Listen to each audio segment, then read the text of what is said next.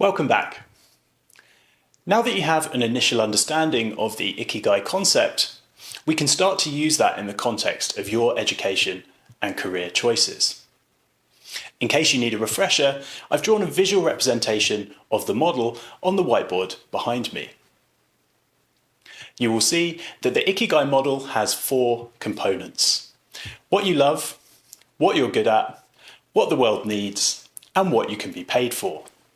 When we unite these 4 concepts, we can start to get an understanding of our Ikigai, our unique reason for living.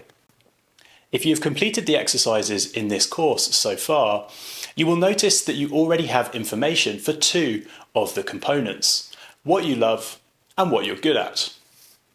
This leaves us with what the world needs and what you can be paid for. Let's start with what the world needs. Think of this as something that the world is lacking that you can potentially help with.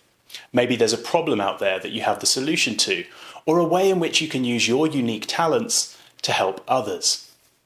Pause this video for a few minutes while you brainstorm some ideas about what the world needs from you. Let's move on to what you can be paid for. This can be a tricky one because the careers landscape is continually changing, so what you can be paid for is going to change over time potentially. But let's start in the here and now.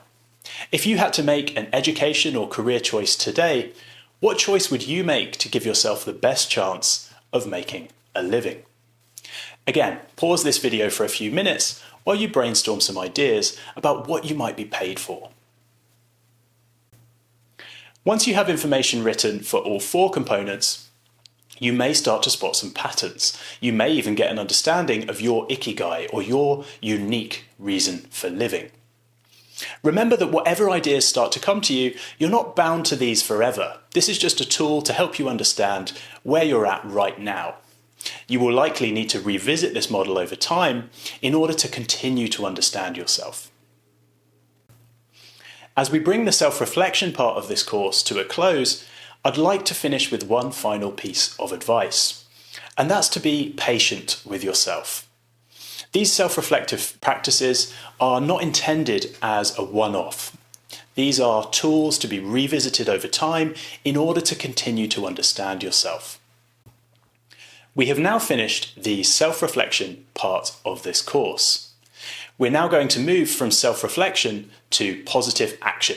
Now that you understand yourself a bit better, we can start to think about how to take proactive steps in the direction of your goals. I look forward to seeing you in the next video.